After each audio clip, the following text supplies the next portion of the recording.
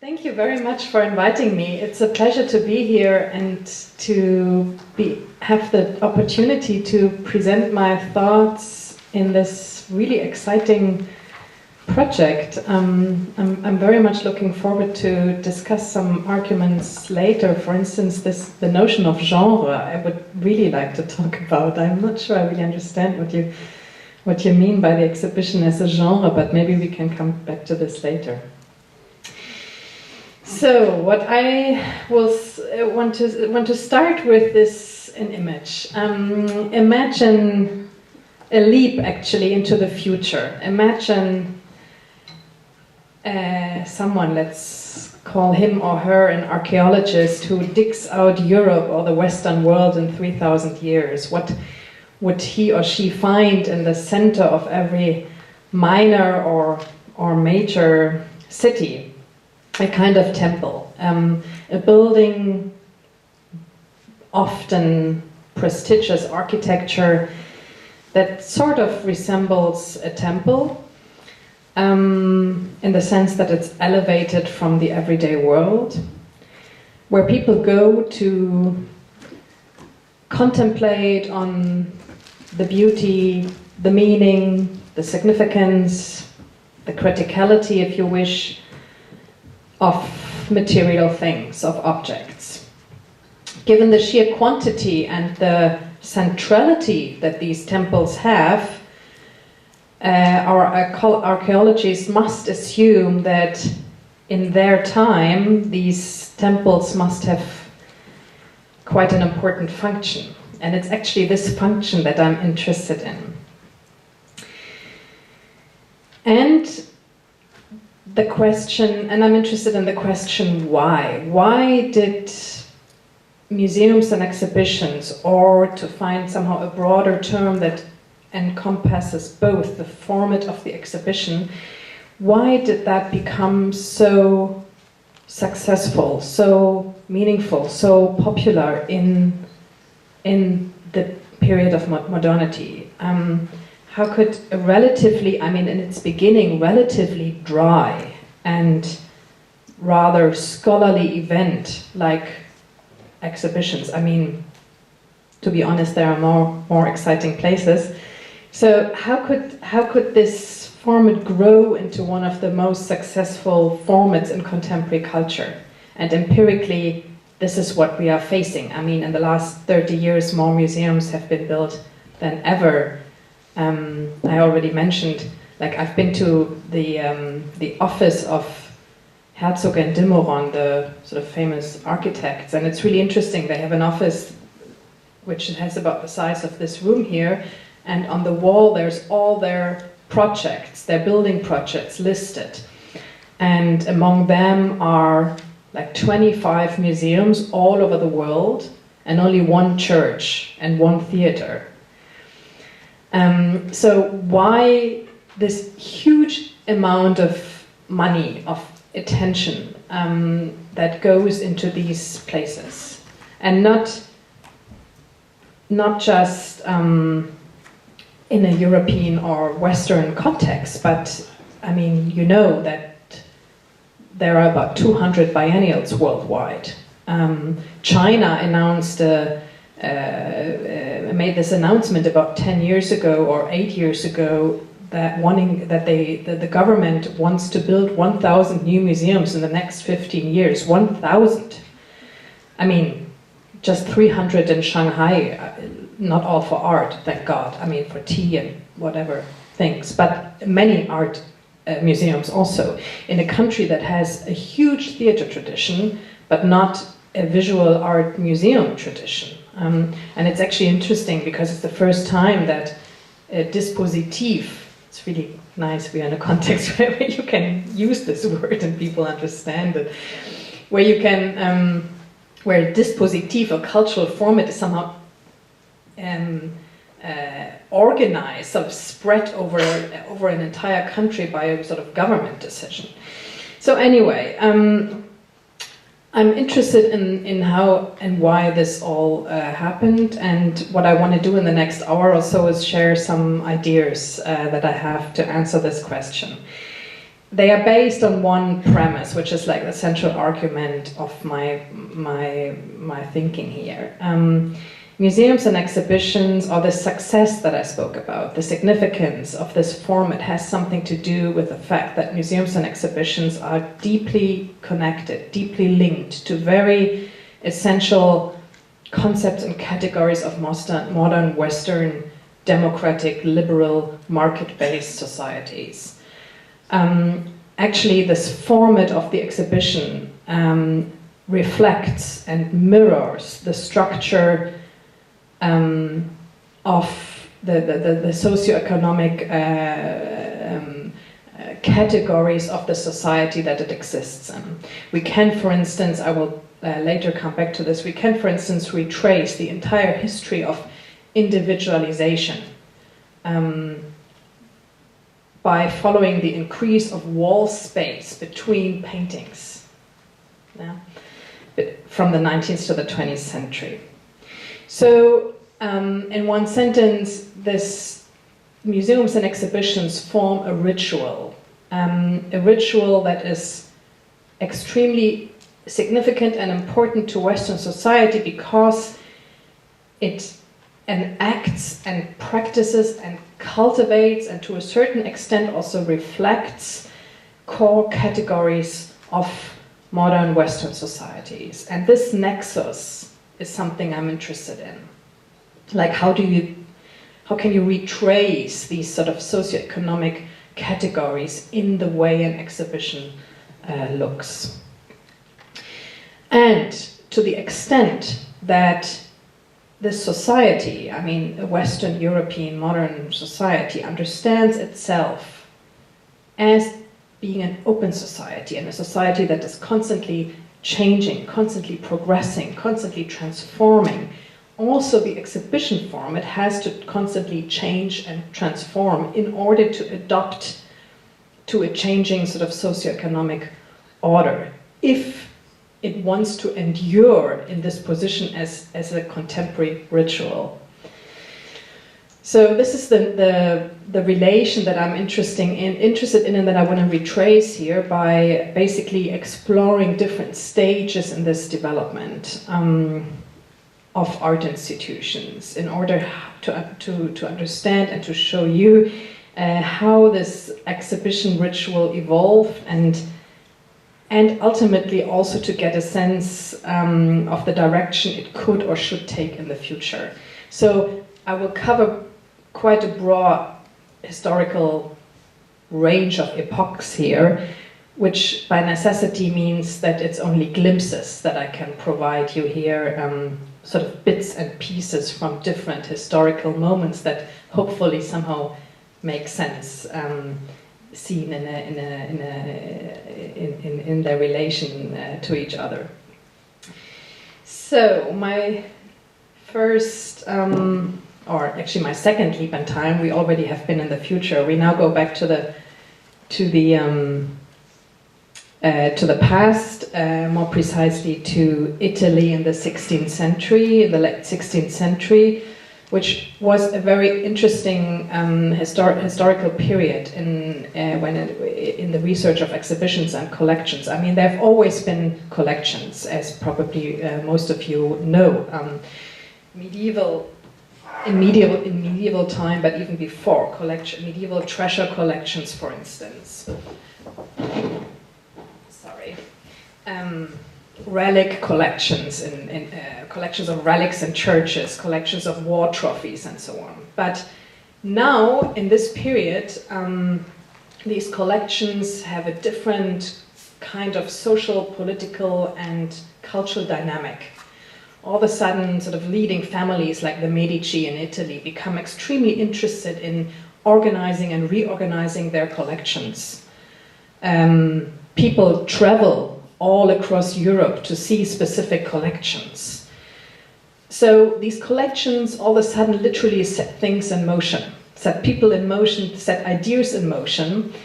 And this is why I think it's interesting to start a research on the significance of this new format that emerges here in that time, which where something like prefigurations of what we today would call the exhibition format emerges.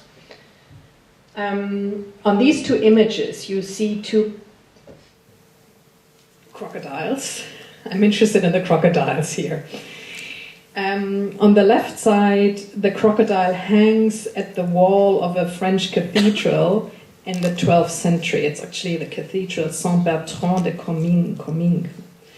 And according to the legend, this crocodile had lived in a river nearby the town, and where it ate women, preferably virgins, of course, until the bishop, the local bishop, liberated the community from this threat by convincing this the beast, to, armed only with his abdominal belt, you know, this thing they have, to follow him to the church where it died shortly after.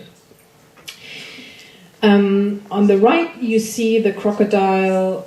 This crocodile on the right is the centerpiece, the showpiece of a collection of the collection of Ferrante Erato, who was a pharmacist and a natural philosopher in Naples in the late 16th century, and who had one of the most well-known collections in Europe. We see him together with his son and a visitor who he shows the collection here. Actually, the image is the frontispiece of his main oeuvre, Historia Naturale, from 1599, and it's one of the oldest representations of early modern collections that we still have today. The collection was a collection of books and minerals and medical plants and conserved fishes and birds and bones and teeth and fossils, and then a lot of sea animals on the ceiling, and in between them this huge crocodile. So what this image here shows us is that, first of all, it's not a new thing to show these rare, wondrous, exotic objects. There were tons of ostrich eggs, whale ribs, and so on hanging in churches in the medieval ages. I mean, not tons, but many. It was quite a common practice, and especially crocodiles were extremely popular. But interesting is that, so there is a continuity, but interesting is the difference. So what is the difference between these two crocodiles? On the left-hand side, I mean, first of all, in the church could contain these rare exotic objects, but obviously they were not in the center. In the center were relics and religious objects. But the main difference is that the crocodile in the church was incorporated into a religious context, into a religious ascription, and it was subjected to the authority of such religious narratives. For instance, the crocodile symbolized the fight against the evil, and it was supposed to enhance the belief in the wonder of God's creation and so on. So actually, this is sort of my point here, both spaces are showrooms, if you want, but the modality of showing on the left is what you could say a non-worldly showing. Yeah, this crocodile is like a bridge. It's a bridge between the physical sphere and the spiritual sphere. Yeah. Whereas on the right side, and this is sort of the crucial difference here, the crocodile no longer had to be symbolically transcended by a framework of pre-existing belief systems, and this makes this place a place with a different modality, which is a more worldly modality of showing. These early museums here are laboratories where people tried out modalities of classification of this stream of new things, unknown things, rare things, exotic things that came to Europe with the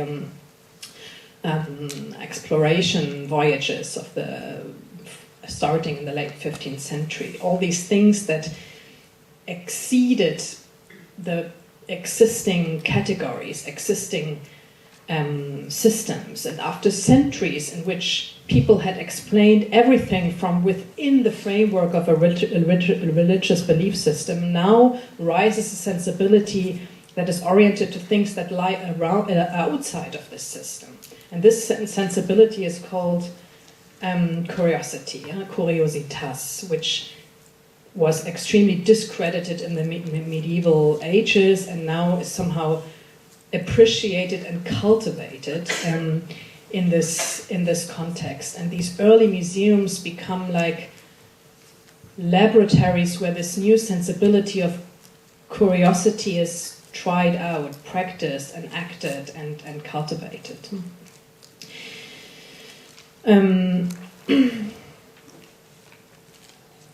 To encounter something with curiosity means to encounter things with a certain openness, to not yet know what they mean.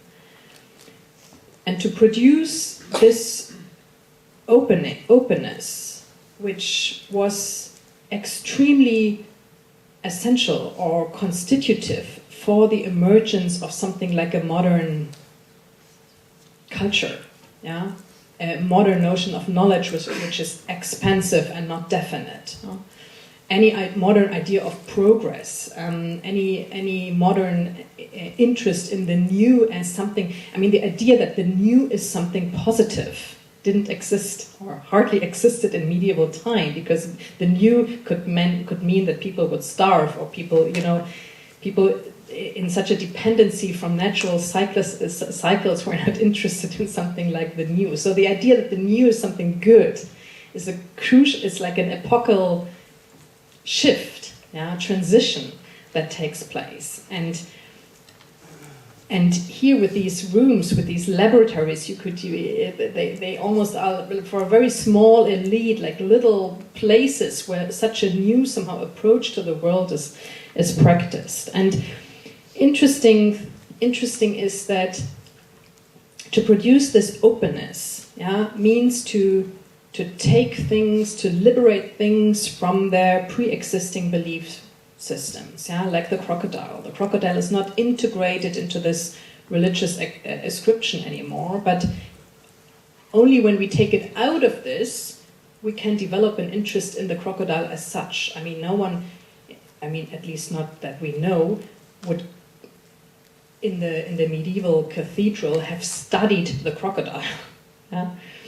Whereas all of a sudden you become an interest in the thing as such, but you only can become interested in the thing as such because it's not part of a network anymore, yeah, a network of belief system. So it means to take this out and all of a sudden look at it as a sort of autonomous object. And interestingly, this is precisely what exhibitions do. I mean, to exhibit, yeah, ex minus hibit means to take something out. Yeah, to isolate it, or you could also, here in the context of our little story here, you could say to liberate or to release it from pre-existing belief or knowledge or meaning structures. So what we have here is the historical moment when a new idea of knowledge, when a new approach to the world that is explorative, that is expansive, rises.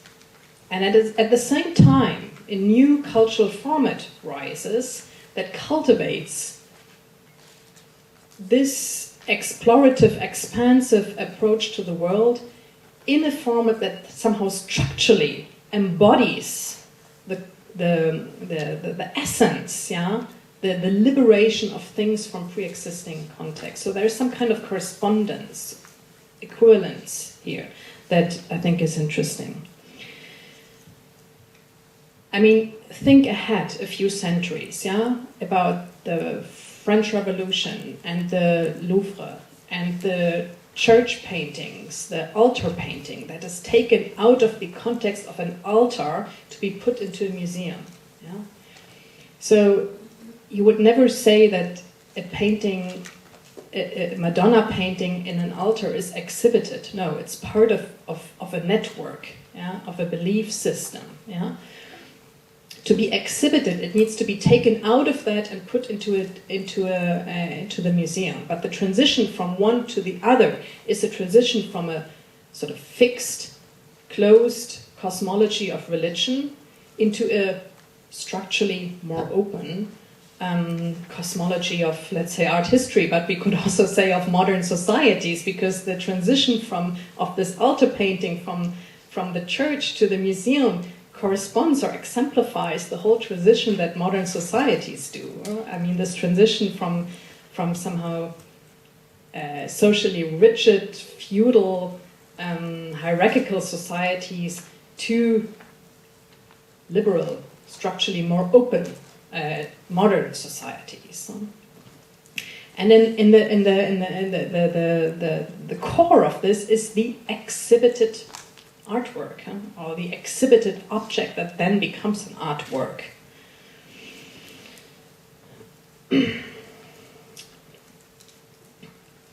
So back to the 16th century. I mean, to generate this, Arnold Gehlen calls this world openness. I mean, to generate this openness meant, as I already said, a huge tectonic shift, a fundamental thought with how traditional societies thought. And of course, many aspects at that time played a role in this tectonic shift. As I said, the discovery expeditions, for instance, they played a very significant role because they led to a massive increase in trade and raised the curiosity of thousands of Europeans.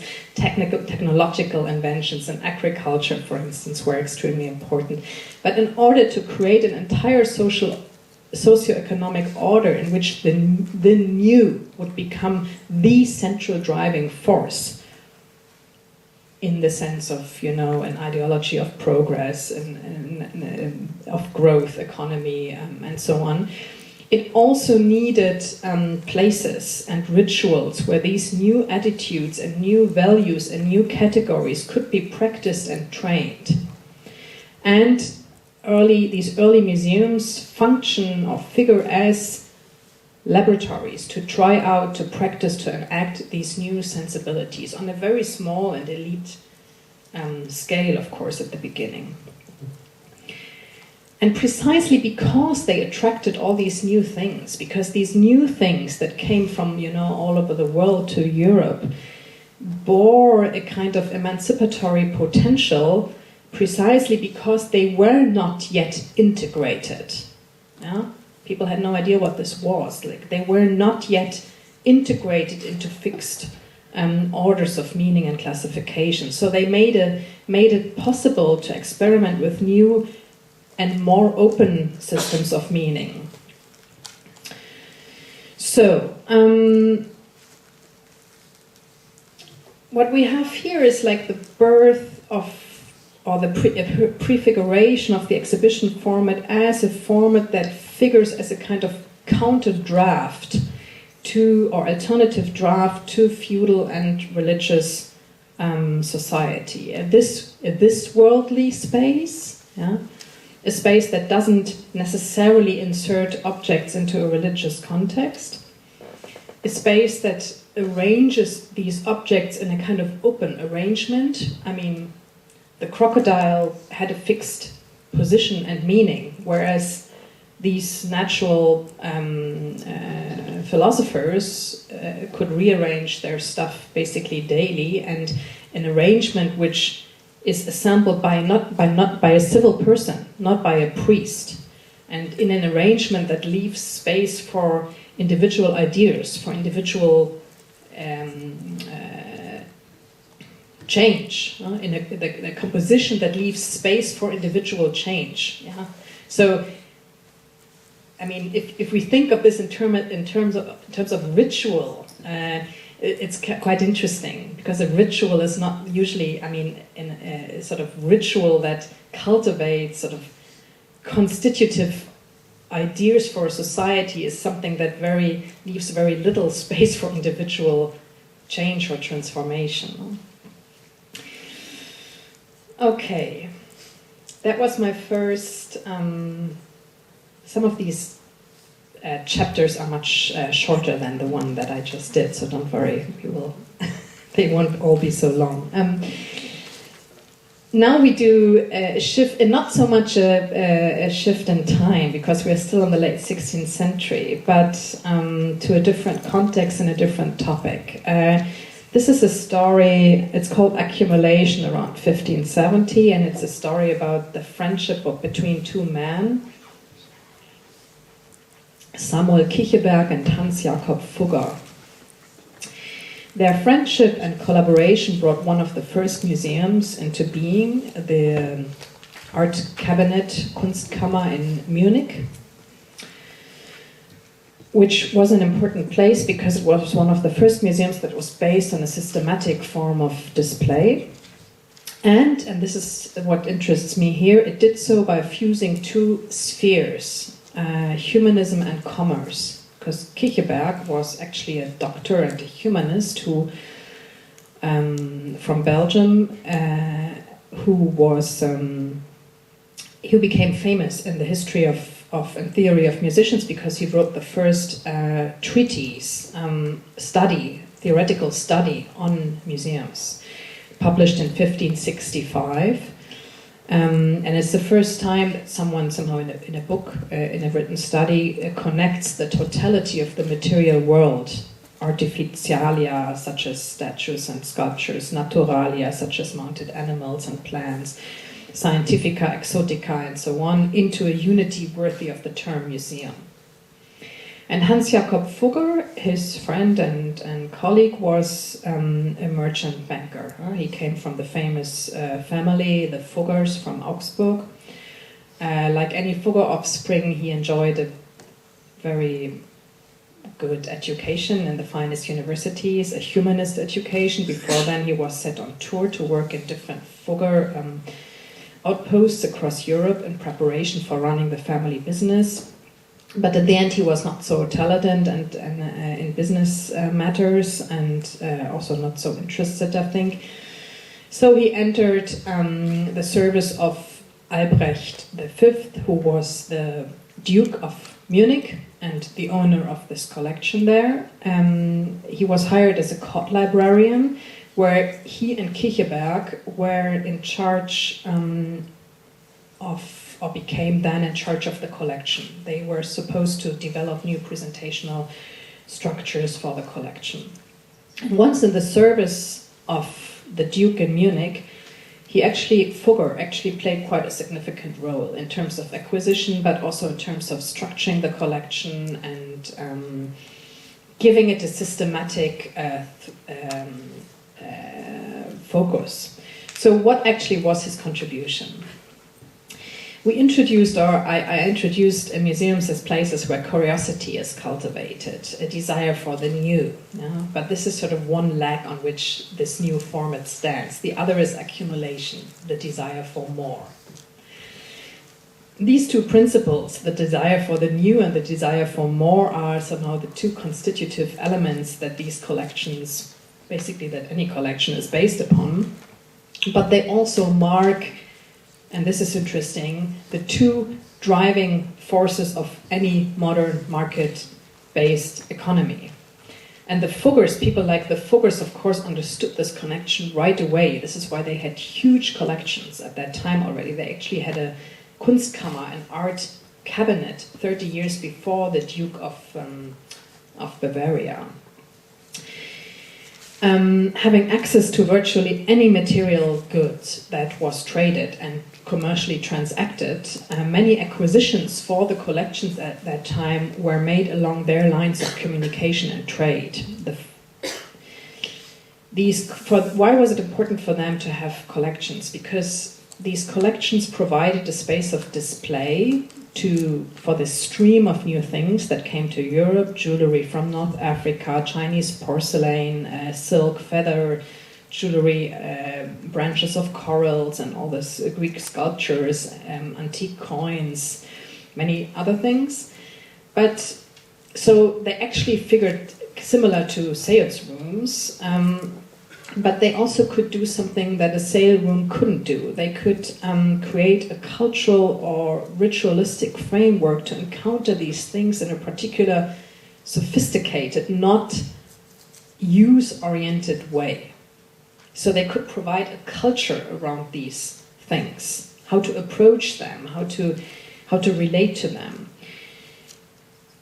So these collections were places where the economic principle of accumulation that people like the Fuggers were driven by could be shifted onto a seemingly higher cultural level, which was economically important because an increased trade needed an increased demand. And a culture that was increasingly linked not only to the... Oh, by the way, I have an image of both of them. On the left is Kicheberg, on the right is Fugger. So an increasing trade needed an increased demand. Yeah? A culture that was linked to the possession of material goods, but even more, that could establish an individual relation, an individual and subjective relationship to them. So in other words, it needed something like a consumer culture. And interestingly, this is the late 16th century is the time where, along with the modern notion of the individual, a new understanding of nature, also a new idea of collection and the presentation of these collections emerged, but also the first sort of pre-modern consumer culture.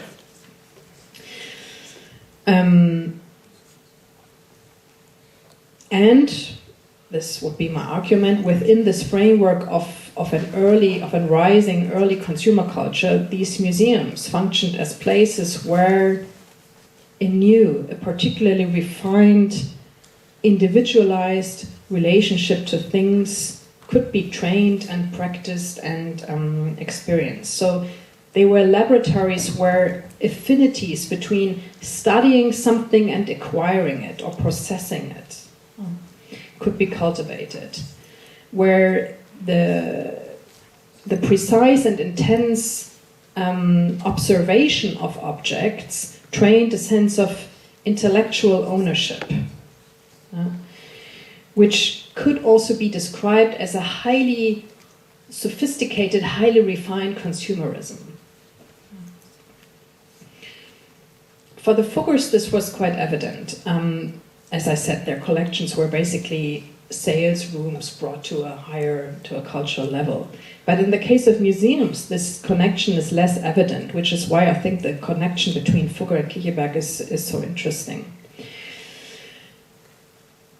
I mean, in practice, Fugger had, of course, interesting contacts from elite schools and European trading connections that he could bring to the court of Munich. But as a businessman and a banker, he also knew a lot about inventories, how to handle huge amounts of data and so on. So this was a practical knowledge, skills that could be applied directly to the rearrangement of the Münchner Kunstkammer. So we're having a knowledge transfer here from the field of commerce to the field of art, and not the other way around, by the way. So Fugger embodies the interconnectedness of economy and culture that somehow lies in the principle of accumulation. So historically, these two guys, Kicheberg and Fugger,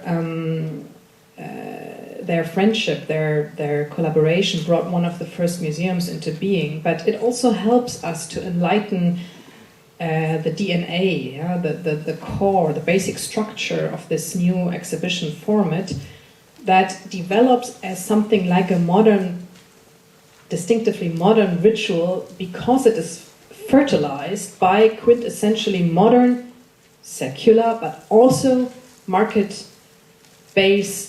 principles. So arts, this is actually an interesting image that I found on the right, because you know this VW Winterkorn, the VW guy that is not really there anymore, but it's kind of an interesting image with this whole VW connection now. But anyway, art's focus on economy, that is such a recurrent topic in the media, but also in critical discourse, is not, it would be wrong to understand it as the corruption of something pure. it's there from the beginning. I mean, it's part of the DNA of what we understand as art and museums. Museums derive their social function, I mean, even from the fact that they train a refined, individualized relation to products, basically. I mean, products in a higher extent, but products. They play an important role in development, in developing what Adam Smith calls the educated consumer, or Boris Groys speaks of museums as preschools of consumption.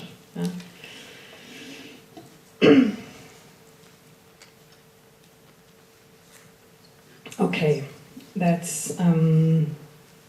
was the second chapter. The third is called Liberalized Sociability around 1651, so we are slowly proceeding in time. And it's centered around a collector from the 17th century, Athanasius Kircher. You might have heard about him. He was a German Jesuit scholar and a polymath, and without doubt one of the biggest personalities among the scholars of the 17th century. He was supposed to be the last man who knew everything. He was a truly global author and a barometer of virtually every intellectual transformation of the 17th century. He translated, he collected, he invented, he experimented. His areas of research were geology, optics, astronomy, clock design, medicine, mathematics, and many more. He produced a diagram to prove that the Tower of Babel could not reach the moon, and he descended into the crater of the Vesuve to understand the volcanic activity better. But above all, he was obsessed with communication. He invented communicational devices, he collected Egyptian hieroglyphs, Etruscan tablets, fragments of ancient and modern scripts, and so on. And he had a huge museum, a collection in which many communicational devices were collected, but interestingly, the museum was also a communicative enterprise in itself, with very elaborate rituals in which people, collectors, their patrons, and visitors were engaged. Like, for instance, here, you can't see it because the image is not good enough, but you see these three people here. It's him and two others, and they have a letter that is handed from one to the other, and this letter was the means of access. People needed recommendation letters, and by leaving the museum, they would get a recommendation letter from Kircher to then gain access to, again, other collections. So the letter is actually the smallest but the most important artifact here in this image. And in fact, travel writers, I mean, which is interesting because it just as at the side, early museums have been spaces, in the early 16th century and the 15th century. The studiolos in Italy had been spaces of contemplation, of inner recess, very private spaces. But by the end of the 17th century, they were increasingly social spaces. And writers of travel guides of that time recommended Kircher's museum as one of the most conversable spaces in Baroque Rome. And visitors came in increasing numbers. It was a huge tourist attraction, one could say, to see Kircher in the midst of his collection, which increasingly brought up the question how to handle these crowds that came. And contemporaries such as the English natural philosopher Robert Boyle, for instance, emphasizing his duty as a priest of nature, developed elaborate ceremonies to keep visitors out of his laboratory. Whereas Kircher, to the contrary, facilitated their entry by inventing specific technologies that are kind of interesting. In his museum, I mean, we obviously don't have an image of this, so you have to imagine this. In his museum, there was a a speaking tube installed that was about 8 meters long, and it connected the museum to Kircher's private rooms in the back. So through this speaking tube, the guard, the custodian, could announce the arrival of visitors, contacting Kircher, as he said, in the remote access of my bedroom. Presumably this tube worked the other way around as well, so that visitors would go through the collection and then occasionally hear the disembodied voice of Kircher appear from nowhere, like the Wizard of Oz. So this tube is interesting because it tells us something about an emerging, or the prefiguration, an emerging somehow public, sort of quasi-public sphere that comes into being here. This tube is a very hybrid technology. On the one hand, and that's the modern aspect of it, it allows people to intrude constantly into his life. It allowed civil society to somehow constantly intrude into his life. But on the other hand, it functions like something like a last attempt to control the flow of visitors by holding on to the modality of control, appointing. So we could say in a certain way the speaking trumpet constitutes a kind of a hybrid between the private and the public, between Kircher as a private host of his collection and his role as a sort of pre-public representative of his museum. Why am I telling you this? Because I want to... Sorry, I did this right before I jumped on the plane yesterday, because I figured that you might... Usually I like to draw this on a blackboard, but when I saw a picture of this room, I figured that you won't have a blackboard here. So it's okay. I will explain it anyway. You can. It's a bit hard to see. But what I want to point to is a shift in the way cultural formats are organized. What would you say is a difference between a church mass, a theater play, and an exhibition? In the first, the church mass, the one speaks to the many, the priest, the priest speaks to the many, to an audience, to a community. Actually, in the theater, where the setting is sort of similar, except that the priest is an actor and the community is an audience. It's the modality of the appointment. Sunday morning at 10, Friday evening at 8. It's an appointment. People come. A door was closed. One to the many, like us here, by the way. This one, that's the modality of the exhibition. That's different. It's not the one that speaks to the many, it's the many that somehow communicate with each other, but through objects, mediated through and transmitted by material objects. In traditional societies, all cultural formats are based on that modality, on the one that speaks to the many. It took actually centuries to generate that. A cultural setting that would be based on this more modern, more liberal modalities, where the many speak to each other.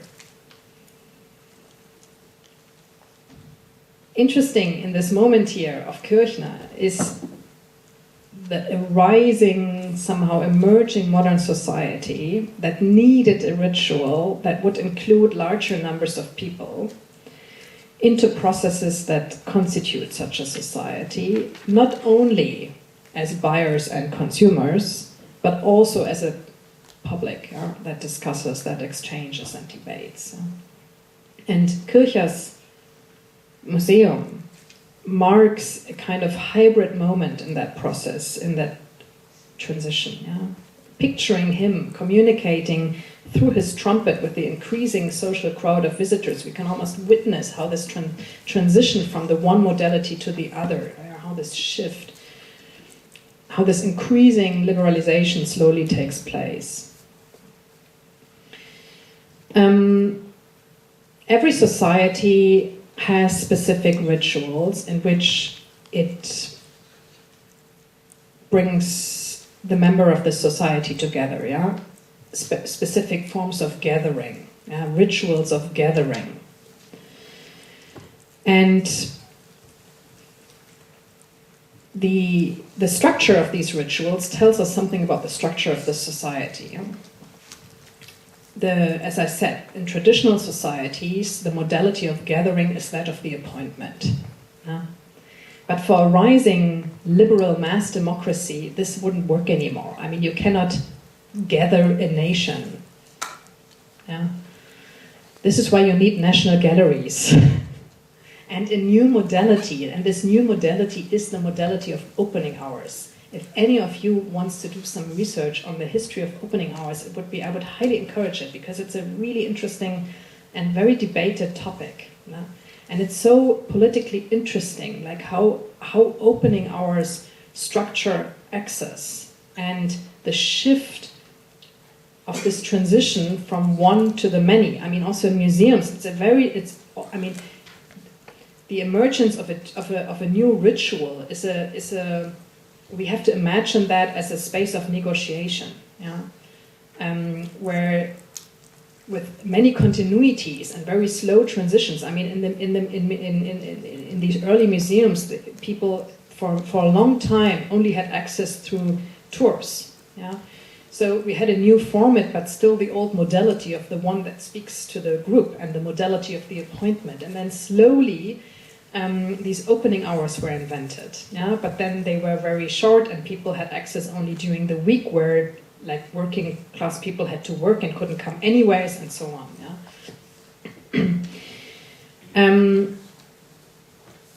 But I mean, if we look at the National Gallery as a place where the nation can meet, but in the modality of the opening hour, which is a very liberalized structure, yeah? Within a given time frame, between 10 and 6, people can come and go as they like, they go however they want, they decide themselves, I look at this painting, but I skip that one, I want to see this film later, and so on. No?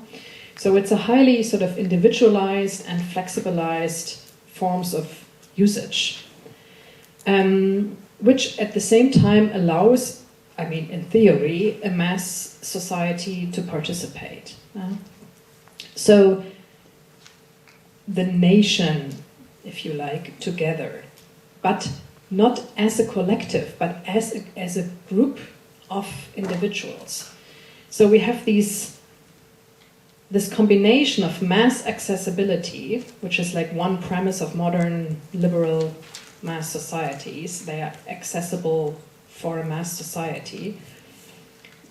But at the same time, we have this highly individualized and flexibilized forms of usage. You come and go when you want, you do whatever you like. Huh? It's not like in theater, doors are closed and you stay there on the seat. You can leave, but it's quite a spectacle to leave, so you better stay there, even if you suffer for the next 3 hours. So this is actually quite a cultural achievement, to invent a format that is open for all without being the same for all. And it contains the two somehow very constitutive aspects of modern liberal mass societies. Yeah? It's accessible for everyone, but it's at the same time different for everyone. Everyone can sort of use it in an individualized way. So mass accessibility and individualization. Yeah? That's like the DNA of Western individualized societies, or at least part of it. And it's the exhibition finds a cultural format to transfer this into some kind of a ritual, yeah, or a cultural format. In that sense, by the way, exhibitions or museums are the only distinctively modern cultural format. If you follow this line of thinking. Okay. Now we are. We proceed sort of to the early 19th century.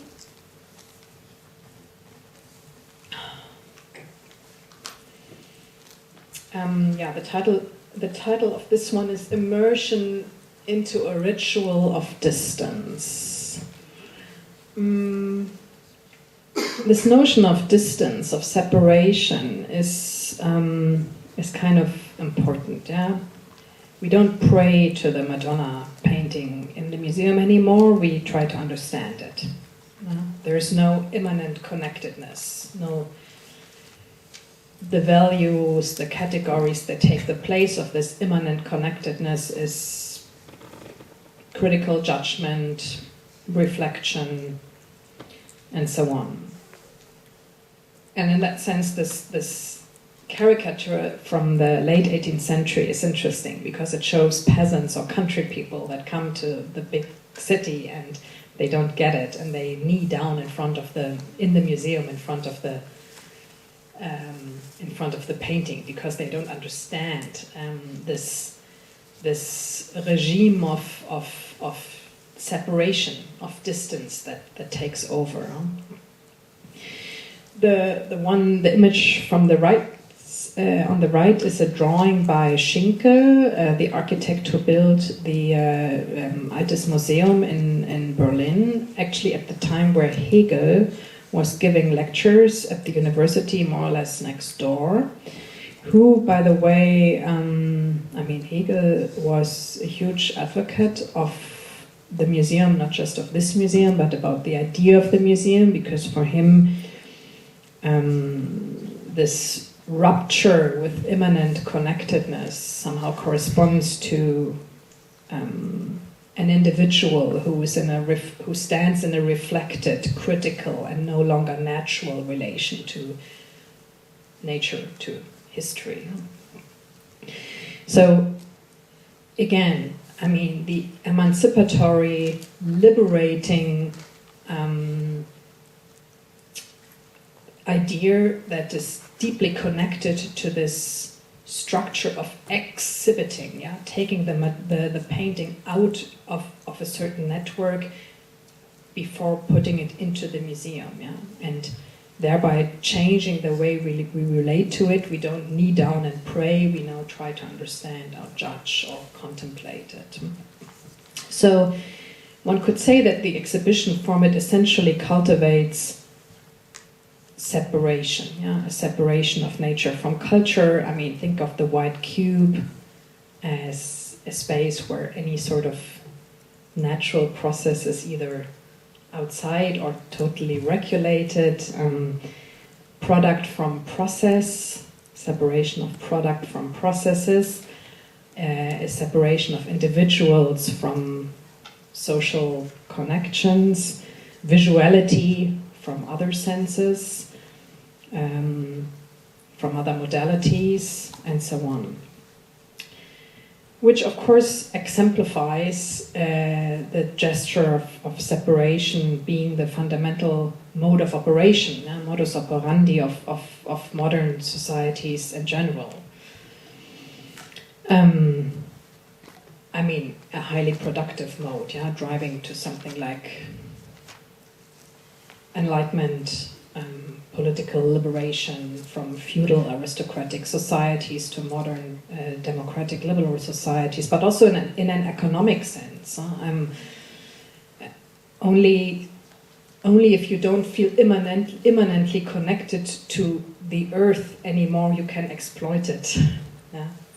You need this. You can only sort of study something that you have turned into an object of study, something that you're immanently connected to. You don't study, you don't sort of also economically exploit, which Heidegger would say use as a Bestand. I don't know how to translate this in English, but anyway, standing reserve is, I think, the translation.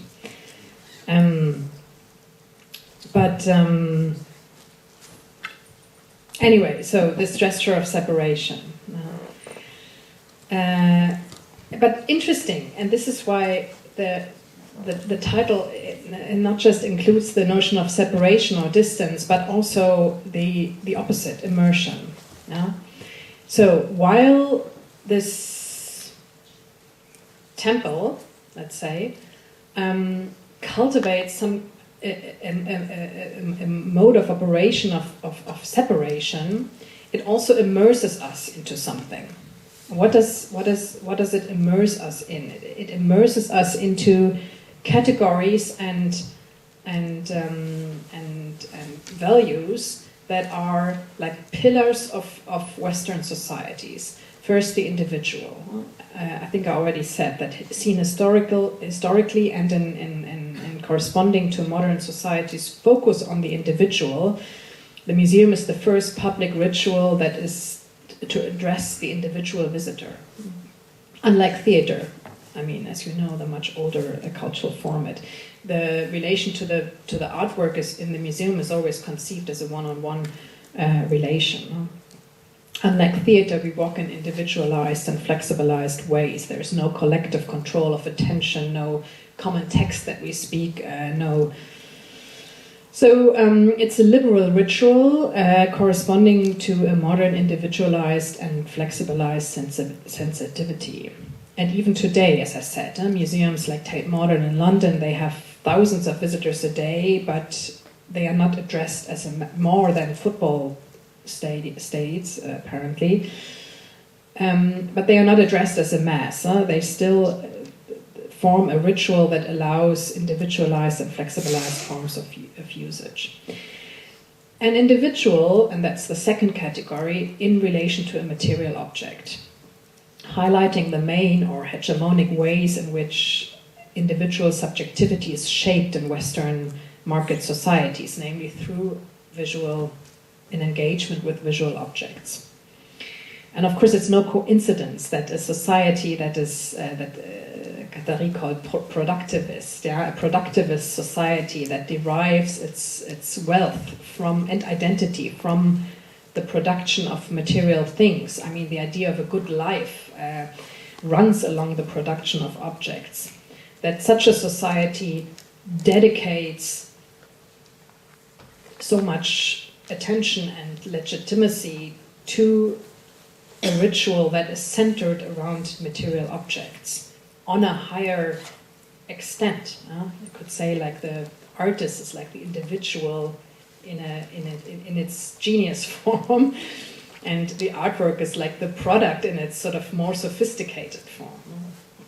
So it's like a temple that cultivates these two pillars of modern Western bourgeois, also societies in their highest form.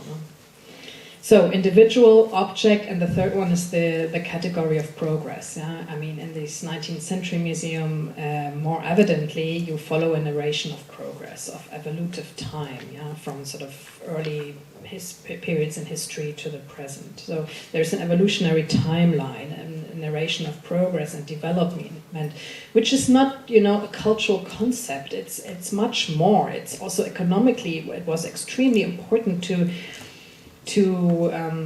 collectively settle these categories, because we spoke about it yesterday evening. Because without a belief in progress, there would be no.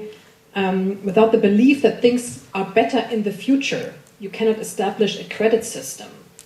Without a credit system, you cannot establish a growth economy.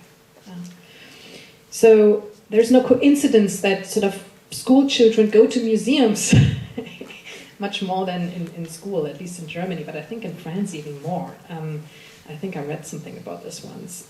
So there's this synergy, the synergistic effects, yeah, that these categories and the cultivation of these categories produce. And this is what makes these museums important places. I mean, on a very different level than just the fact that they show artworks. I mean, with Tony Bennett, you could say the artworks are props. Props for a performance that is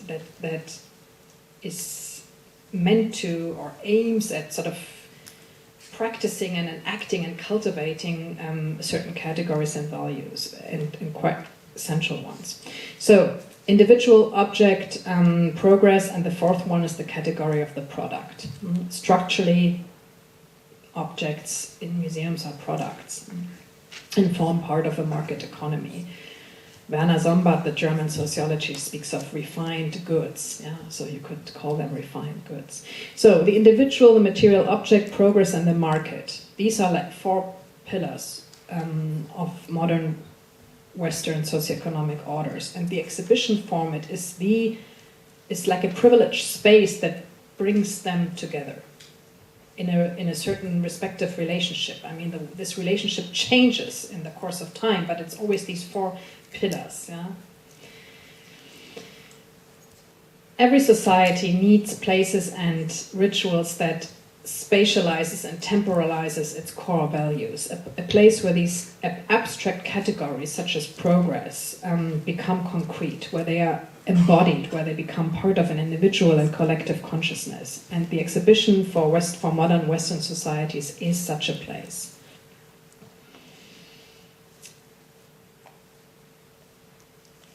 Okay, now we shift from the 19th to the 20th century. How are we running time-wise? Okay. So what... Oops, I'm missing... Oh yeah, this is the right image. So what has happened between these two images? The space on the left is quite full. It's ornamented, it's decorated, it's full of paintings hung close together in several rows. Visitors look at these paintings in pairs, alone, in groups. They are walking and stopping, chatting and conversing. So we see a sort of overall presentation with no focus on individual objects. Actually, if a viewer wanted to look at one of the paintings more closely, he had to turn to a guard who would then use a ladder to remove the painting from the wall and place it on a small easel. On the right, by contrast, we see an exhibition space that no longer has this uniform presentation. It's a cleared space, no ornament, no decoration. Anything that would suggest a period atmosphere, wall coverings, accessories has been removed. More than the other, the space provides a setting that fosters art and its experience as something that is segregated from other spheres of life.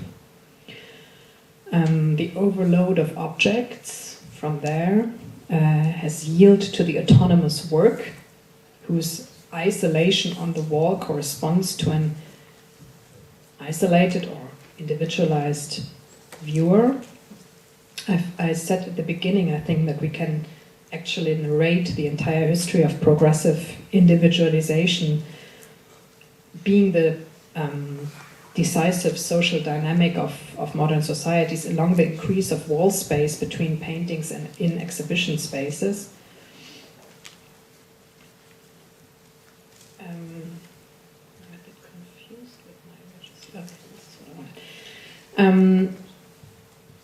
So we could say that while the 19th century, the picture on the left, marks the beginning of this process, the white cube to the right represents its fullest realization.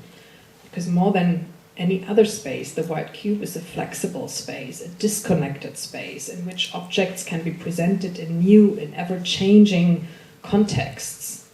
It's like, think of the crocodile in the cathedral, and then this is where we end, sort of. It's the completely flexible, disconnected space. With objects in ever new contexts, just as the modern individual exists in no stable social relations, but in only sort of multiple, ever-changing ones.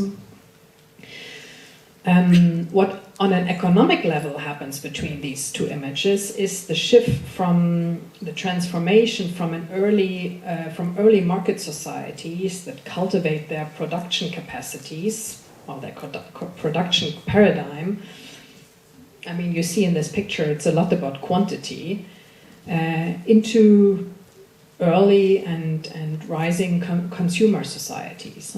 And economically, the transformation from into consumer societies is characterized by the emergence of supply markets. Supply that exceeds demands, which means that the issue of addressing, of presenting, becomes very important.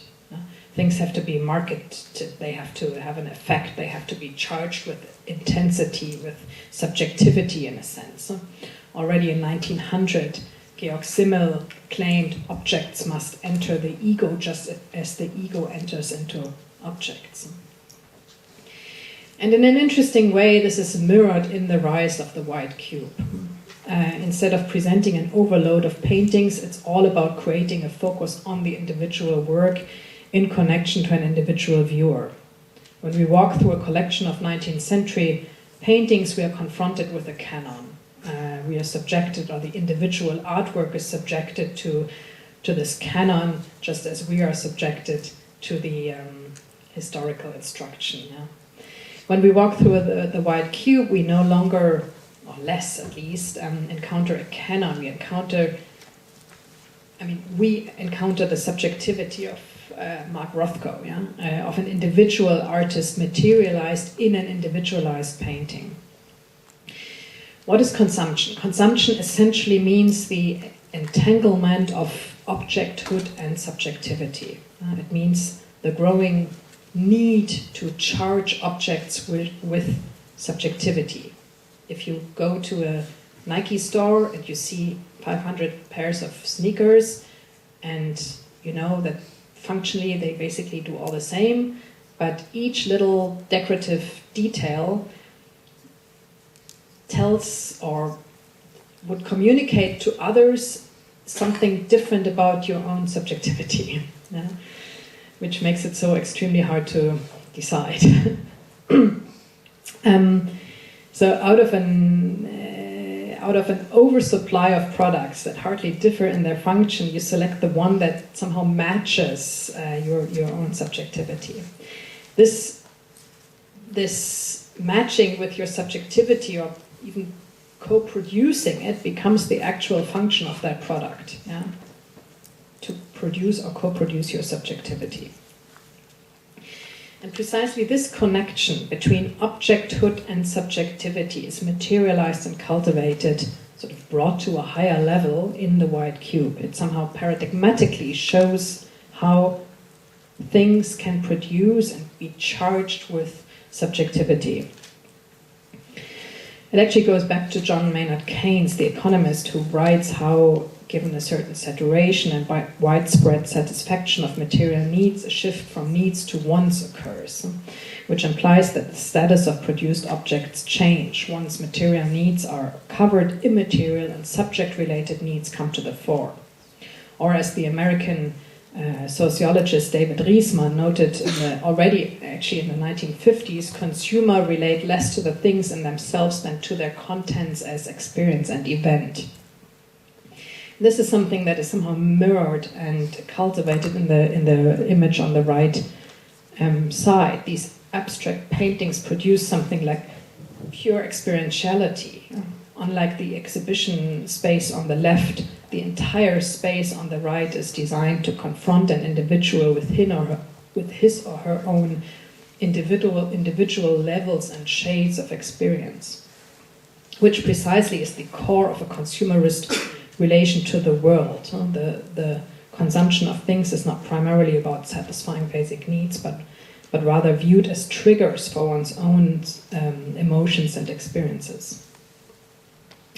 So on the left, we could say this painting, the wealth of objects in the 19th century museum materializes the categorical relationships of the early market-based society, whereas on the right, the essential parameters of the early consumer society are materialized in the white cube.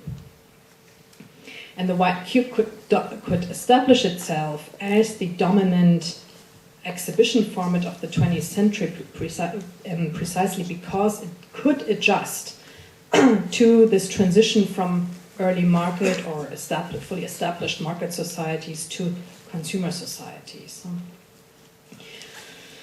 Because it was able to adopt, to adjust to this somehow rising consumerist relation to the world and its things. The question is if it can still be sort of adjust to our time, to the 21st century, to somehow an advanced consumerist society. And with this question, I want to go to my next, and almost, I mean, we're getting there. I will be done in like 20 minutes or so, 15 minutes. To my next chapter, which is called The Poorness of the Exhibition Ritual.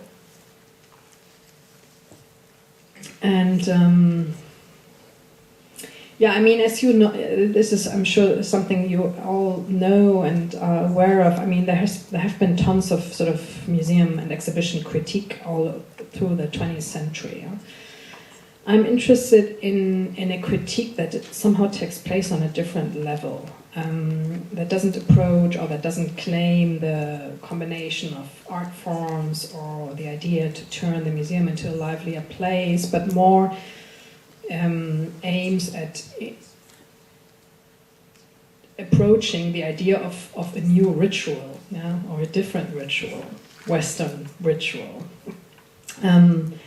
And in that sense, I think it's kind of interesting to reread a text by Margaret Mead, who was an American cultural anthropologist, and in 1943 published a fierce attack on the modern concept of art and exhibition, entitled Art and Reality from the Standpoint of Cultural Anthropology. I mean, there's many also problematic aspects of about Margaret Mead, but I think it's interesting in that sense that she really comes from a very different and not art and not even sort of European, Western-related perspective. So let me read you some excerpts of her text. Are you still with me? Can you still follow? Yeah, okay. The study of primitive cultures, themselves highly integrated wholes, which satisfy aesthetic as well as analytical scientific impulses, throws most light upon the problems of the relation of art to present-day society. In the close interrelationships between a phrase of Balinese music, the design on a Balinese frieze, or the pattern on the border of a cloth, we find a clue to the relationship between art and reality for which our own culture is striving to find new formulations. First, the art of a primitive culture seen now as the whole ritual, the symbolic expression of the meaning of life, appeals to all the senses, not as all, just as also the medieval high mass, so a church mass, involved all the senses. Through the eye and the ear, to the smell of incense, the kinesthesia of genuflection and kneeling or swaying, to the passing procession, to the cool touch of holy water on the forehead. For art to be reality, the whole sensuous being must be caught up in the experience.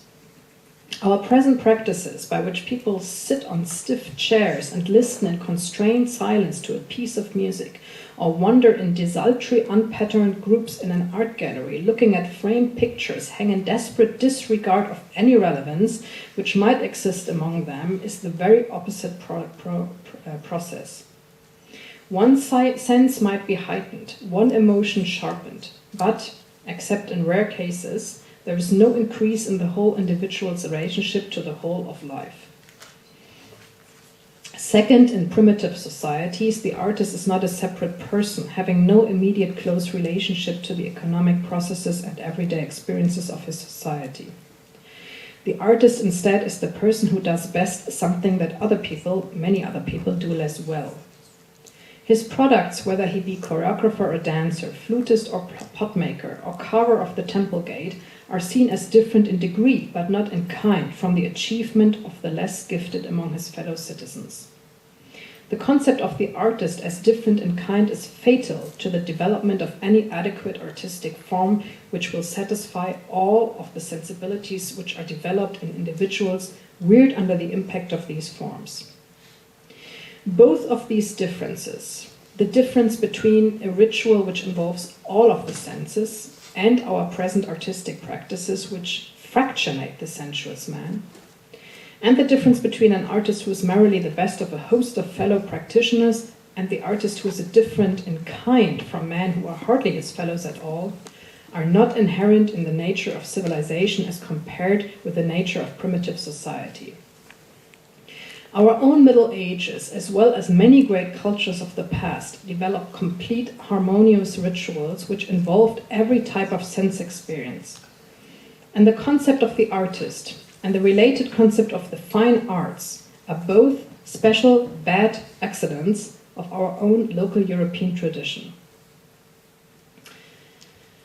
Okay, so for, end of quote, for Mead, the modern concept of exhibition is something like has a certain poorness to it, because of its incapacity to address and experience what she says the being as a whole, which means to address people as rational beings, but also as embodied or spiritual beings. In its focus on visuality, it cannot on the secular, on the this worldly, on reflection, on judgment, and so on. It's not oriented to spark energies that go beyond that towards the spiritual or towards transcendence. Of course, I mean, it's easy to criticize Mead. She could be countered with the argument that she does not recognize that precisely that was a huge cultural achievement. To release objects from these religious and spiritual frameworks and bondings, and along with that also to release people from these frameworks. That this actually was the cultural achievement of the exhibition as I said, distinctively modern in the sense of secular and liberal ritual. But, I still think it's kind of interesting to reference back to this text, because I mean, empirically, according to statistics, people stay about the amount of time that a normal visitor, an average visitor spends in an exhibition in front of an artwork is like 1.5 seconds or so. So there is something poor to this ritual, or to put it in other terms, it could be that what historically was the strength of this format, its focus on flexibility and individuality, under today's conditions of time restriction, turns into a weakness. I mean, of course, people can turn the visit of an exhibition into an extremely rich experience, but this is sort of up to them. It's not that the format as such triggers or motivates that. To the opposite, if you go to Documenta or to any biennial, you would hardly. I mean, you get it makes you too nervous to spend more than 2 minutes in the first room, because you know how many will follow and how much time you have. Yeah, it's a kind of an attention economy that triggers something else. You can resist that, yeah, but that's your own sort of decision and education. So the crucial question, if we follow this line of thinking, would be how to create an experience, a ritual that is able to create ties or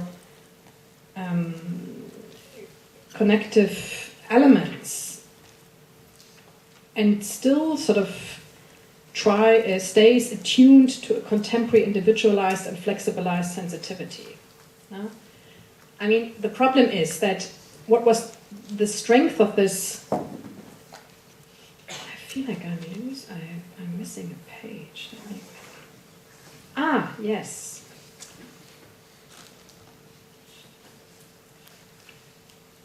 Here it is.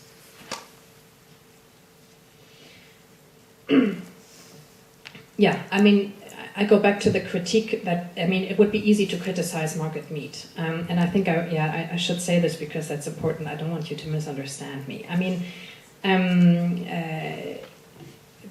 because she doesn't recognize what is actually the cultural historical accomplishment of the exhibition. I mean, to this gesture of separation that she criticizes, that the whole exhibition format is somehow centered around, was an extremely productive and successful mode of operation for modern societies. Economically successful, sort of philosophically successful in the sense of sort of the Enlightenment, and also politically successful in the sense of an emancipatory liberation from feudal aristocratic societies. But from the perspective of today, of the 21st century, it seems, I mean, being confronted with the economic and social and ecological consequences of this imperative of separation, also the limitations of this attitude become, I mean, more than evident. And the increasingly urgent question, therefore, is rather how everything that has been separated, nature from culture, products from processes, the individual from its social connections, rationality from other modalities of consciousness and knowledge, and so on, can be brought back together. So the problem is less how to liberate ourselves from pre-existing ties, but rather how to create ties or moments of connectivity without giving up flexibility and individualization. I mean, we don't want to sort of go back to a sort of pre-modern immanence. So in other words, how to think modalities and of association and interrelatedness rather than modalities of separation and division. Yet when it comes to a thinking of modalities of connection, the exhibition format clearly faces its own structural limits, because a cultural format that historically was developed in order to flexibilize and break up rigid pre-existing ties, cannot all of a sudden do the opposite, sort of produce ties or sufficient moment of times. Of course, as I said, individuals can do that. They can create moments of connectivity in a highly somehow sophisticated idea of aesthetic experience. But this is not my focus here. My focus is the format itself, and the format in itself does not necessarily produce or encourage this form of perception. As I said, I mean, de facto you're in one room and you know there are 20 others to follow.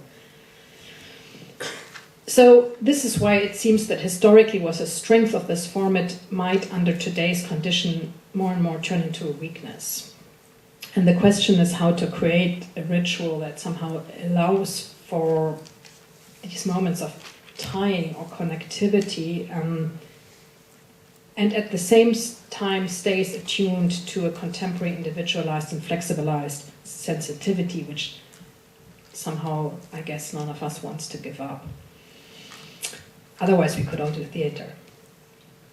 And this brings me to the two last and rather short parts of my presentation, which present two, in many ways, opposite approaches to this question.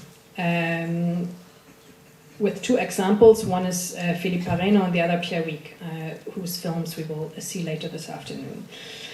I call the first one individualized event spaces and facteur temps, because this is a notion of Philippe Pareno, and it's a very the aspect of time is very important here, because what I actually speak about is time-based exhibitions. Time-based exhibitions are exhibitions that turn time into the explicit structuring element of the exhibition, so that the exhibition de facto changes in time. thereby creating its own time into which the visitor is drawn. Philippe Pareno, but also Pierre Wieck and Henri Sala are just 3 examples of this I would call a genre, but we'll talk about this later. Who have, let's say, since the 90s, I think, Stephanie, you would know, I think Pierre's Dia show was the first one to really operate with a room that changes in time. The Dia Center? I don't... Maybe not the first one. Yeah. It was like, major. It's very difficult to show images of this, because what I actually want to show you is, what I've talked about, or what I'm interested is the way it changes in time. So I would actually have to show you a film, which I can't do here, so you have to imagine it. But this is from Philippe Pareno's exhibition in the Serpentine Gallery. He and Henri Sala, then in the next year, in 2010 and 11, or 11 and 12, I don't remember, had 2 exhibitions there, which were based on a dramaturgical composition. Yeah? In Philippe Pareno's exhibition, you would come and all of a sudden in one room it would get dark, blinds would come down, it gets dark, all the visitors hear this and they gather in this room, and then the film starts and the film ends and the blinds go up and the sound, very complicated, highly sort of technically advanced sound, Dolby sound system, the sound moves through the institution, through space into another room where then it gets dark, the film starts and so on. So the whole exhibition was conceived as a scripted place in which a series of events unfold, 4 films played in different rooms but only one at a time. And then with, it got light and all of a sudden there was snow outside, although it was somehow not winter, or at least not really winter. This is from Henri Sala's exhibition, where a live musician also, this is a score pattern, and you see a film, and in the film there's a jazz trumpet player, and then all of a sudden there's a live trumpet player, and so on. So you get the idea. If you don't know the exhibitions, you get the idea that these are exhibitions that are composed in time and that change in time. From the moment you enter this exhibition, the artist or the exhibition guides your movement as well as your time. So it somehow seduces you to invest time into this experience, to charge it with time, which creates a new format which I would like to call the individualized event space, which is essentially a hybrid space, a hybrid between exhibition and event, so between a time-based modality and a not time-based modality. They are spaces that in their temporal mode and as a dramaturgical composition in time are on the one hand close to a theatrical event, live event, things happen there in time. Yet in their mode of addressing the visitor, these spaces stay attuned to the liberal and individualized principle of the exhibition. So they keep the liberal framework of the opening hours, don't return to the one of the appointment. Visitors are grouped, but they are grouped in temporary clusters rather than in a fixed collective.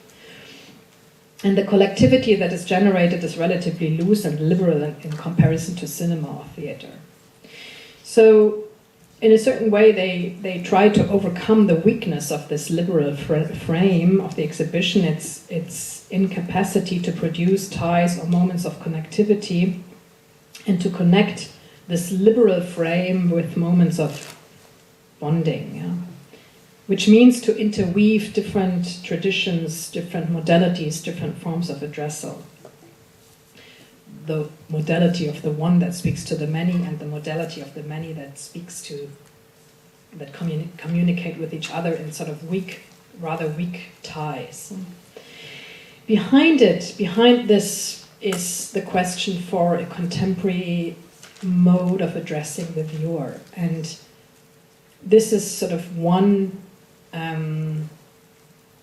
answer or way to go proposal, which has a lot to do with the contemporary attention economy, and which is also,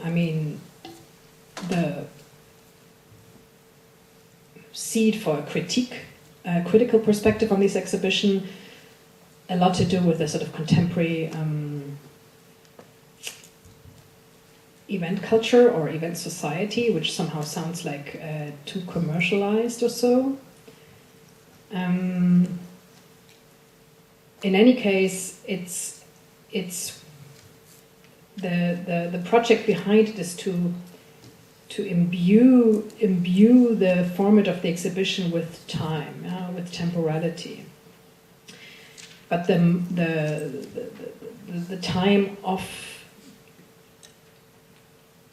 an economic time. I mean, the time of attention. The time of attention and experience here. Whereas the other, and this is now my final the final part, which I called the situated work, situated artwork, and which brings me to Pierre Wieck's Until project as part of Documenta 13, 2012 in Kassel. Who of you has seen that? Of course. Just one? No. More.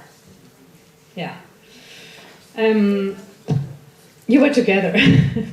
So this is the work that Pierre Wieck created for Documenta 13, and it's called Until, which means something like uncultivated or unordered.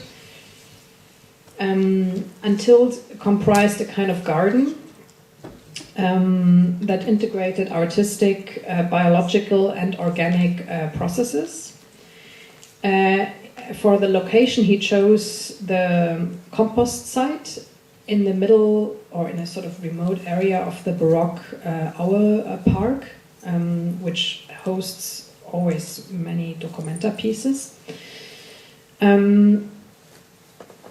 It's a very complex and long and sort of difficult work, and that I cannot sort of fully cover here at all. But if you're interested, we can also do this in the discussion. I think it's interesting. I mean, the way it was organized was that you were walking around and you were trying to, I mean, first of all, of course, the experience was completely different, whether depending on the weather, you would walk around in the mud if it had rained a few days. I happened to be there when the sun was shining, which was kind of nice, but the whole location changed completely. And only to a certain extent you knew sort of what was part of the artwork or what wasn't. He had the artist Pierre Wieck had planted certain psychotropic, medical and aphrodisiac plants, which you could discover or couldn't discover. So they became part of this compost heap. At some point you would realize that these... Is this working here? Oh no. I mean, at some point you would realize that these stones, the stacked paving slabs were arranged because they somehow looked like minimal installations, and just as a water basin that was full of tadpoles and standing there, and then the work somehow had a center, the sculpture with the beehive on its shoulders, a copy of a 1930s sculpture by Max Weber, and the dog, of course, a human with its pink leg and its baby puppy, which was also running around. So at this compost site, Wieck had collected numerous elements and artifacts. He calls them markers from different times and contexts. Some were taken from artworks from earlier documentas, like Dominique González Foerster's bench, tipped over bench.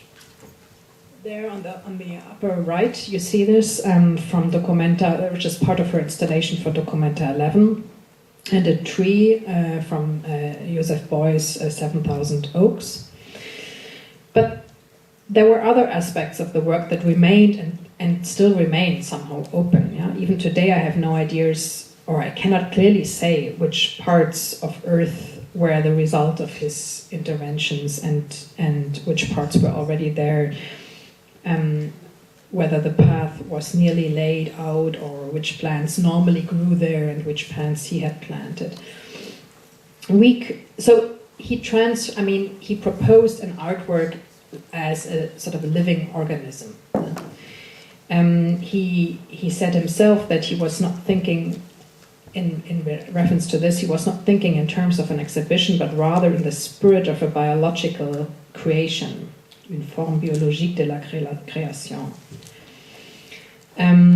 Producing a space that has somehow no beginning and no end, a place that remains indeterminate, even in its topographical form.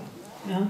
I mean, do the roots of these plants belong and they extend, and an artwork that is literally rooted in its surrounding, yeah? And more deeply rooted with every passing moment of its existence. And a piece that, of course, is highly contingent, depending on the weather, as I said, the dog that might be there, that might not be there because it's running around in the park or it's sleeping. It's the design included bees and ants that were spreading the seeds of the plants, although, of course, how this happened could not be planned. So he integrated different forms of intelligence, animal forms of intelligence, which are thus not sort of self-directed into the creation of this work. So in this way, through the interplay of organic, biological, and artistic processes, the work underwent continual changes independent of both the artist and the beholder, the visitor. So, until we could say is a work without a stable form, it's pervaded by contingency to its innermost core, a work that changes quite literally and unremittingly, a work, one might say, with a sort of variable, unstable ontology. With Latour, Bruno Latour, we could say an association embracing organic, biological, and mineralogical elements just as much as it does incorporate elements from human production, art, but also industrial production, these paving slabs. So art is part of this association, also manifested in this female fertility sculpture there. But all these elements are connected via biological and social processes. The art is not a privileged aspect of this. Huh? All are integrated into different processualities in relation to their procreation, dissemination, or decay. I mean, after all, it's a composting area. So the exhibition was transformed into a growing living medium whose processes were not subject to control either by the artist or the viewers, or by the experience of viewing. And this is, I think, what turns this into a kind of counter model before maybe, I mean, we spoke a lot about separation and the white cube as the ultimate space of separation. Of course, this proposal is like an attempt to think art or aesthetics in a different paradigm, because precisely this categorical separation that you find everywhere in the visual art fields and its institution and experience and so on, this is the attempt to put sort of art on a different ground, or to think it. I mean, a very contradictory endeavor. I mean, as this is part of Documenta, and just the idea of perceiving it as an artwork is constantly driven by attempts to re-establish these categories that the work in its structure tries to undermine. And I think he knew, I mean, this is what I have a deep respect for. He's really willing to let his works fail. But I think he totally knows, I mean, and this is, there you could really speak about it's highly speculative in the sense that it tries to speculate on the possibility of an idea of art independent from both the artist and the beholder, which is a very contradictory idea. But highly interesting, I think, as a speculation. And in a certain way, the opposite of the somehow attention economy-driven individualized event space that we had before. Without wanting to somehow making a judgment here, I just see like two very different approaches rising from the 1990s, and I think, but both are somehow interesting ways to solve, and this is maybe my end, to solve problems that the project exhibition format has in the 21st century, I think, or that become evident in trying to do what it always did since the 16th century, adjusting to a changing socio-economic order, to a changing cultural climate, to a changing sort of style of thinking. But I think we are now interested in a way of thinking that is so deeply contradictory to everything that the format of the exhibition stands for, that it really reaches structural limits. And I think Pierre Wieck's project here makes this very obvious somehow. Thank you very much for your patience.